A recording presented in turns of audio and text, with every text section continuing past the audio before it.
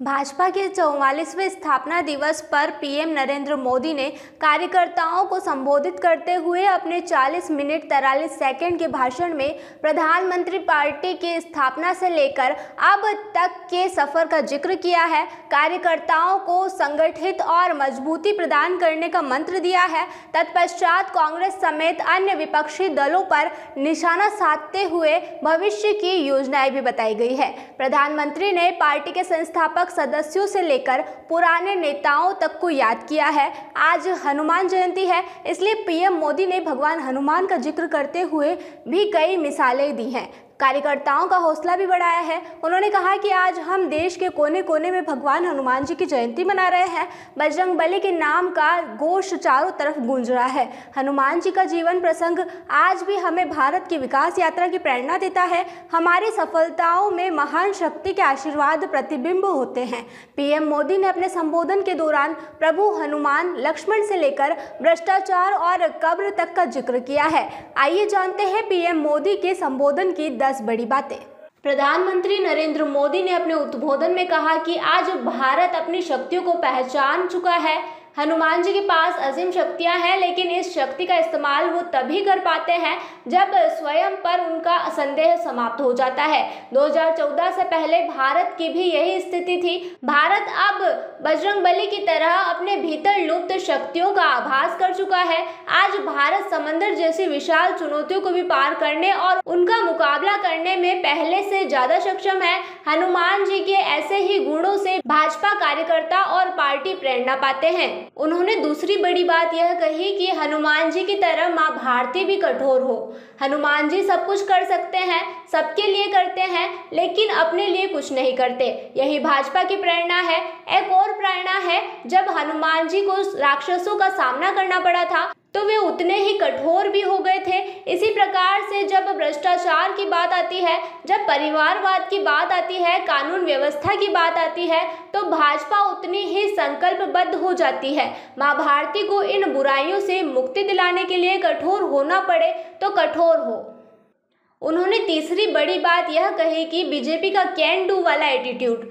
हनुमान जी का पूरा जीवन देखें तो उनके भीतर का कैन डू यानी कर सकता हूँ एटीट्यूड और संकल्प शक्ति हर प्रकार की सफलता में बहुत बड़ी भूमिका अदा करती है। कौन सो काज कठिन जग माही, जो नहीं होई तात तुम पाई। ऐसा कोई भी काम नहीं है जो हनुमान जी नहीं कर सकते। लक्ष्मण पर जब संकट आया तो हनुमान जी संजीवनी पर्वत से लेके आए थे। भाजपा भी लोगों की समस्या हल करने के लिए ऐसा प्रयास करती रही है और आगे भी करती रहेगी। राम काज किन्हे बिनु मोहि कहा विश्राम। उन्होंने अपने उद्बोधन में चौथी बड़ी बात यह कही कि कुछ लोगों को बीजेपी का काम पच नहीं रहा है।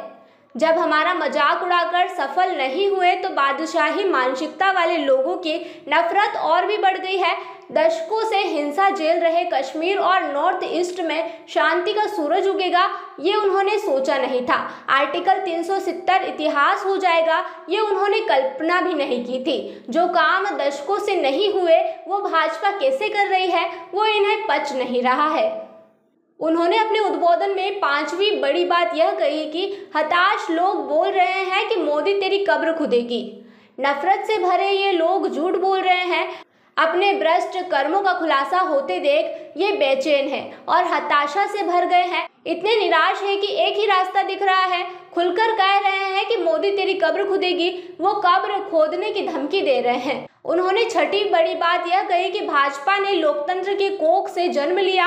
हमने राष्ट्र प्रथम के मंत्र को अपना आदर्श बनाया है। भाजपा ने लोकतंत्र की कोख से जन्म लिया, लोकतंत्र के अमृत से पोषित है और भाजपा देश के लोकतंत्र और संविधान को मजबूत करते हुए समर्पण भाव से दिन रात देश के लिए काम कर रही है। हमारा समर्पण है मां भारती को, हमारा समर्पण है देश को, देश के कोटि कोटि जनों को, हमारा समर्पण है देश के संविधान को। उन्होंने अपने उद्बोधन में सातवीं बड़ी बात यह कही कि आज आम लोग भाजपा की ढाल बनकर खड़े हैं।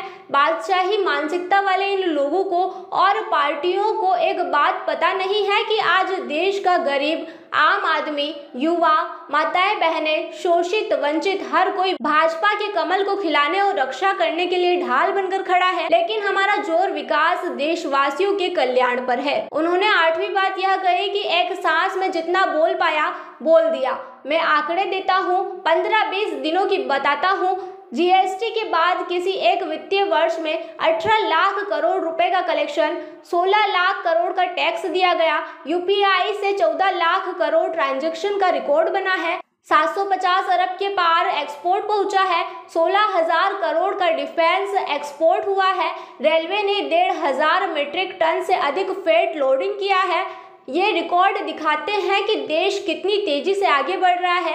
एक सांस में जितना बोल पाया हूं मैं उतना बोल दिया है।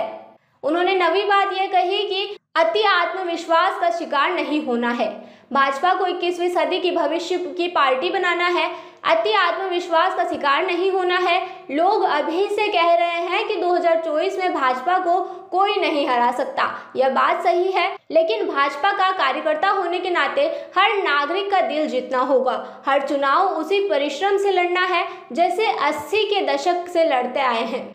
उन्होंने 10वीं और अंतिम बात यह कही है कि बीजेपी विकास और विश्वास का पर्याय है। आज भाजपा विकास और विश्वास का पर्याय है, नए विचार का पर्याय है और देश की विजय यात्रा में एक मुख्य सेवक बनकर अपनी भूमिका निभा रही है। भाजपा सबका साथ, सबका विकास, सबका विश्वास और सबका प्रयास के मंत्र के साथ काम कर रही है। सामाजिक न्याय और सशक्तिकरण को हमने हमेशा अपने हृदय और कार्यशैली में सर्वोच्च प्राथमिकता दी है।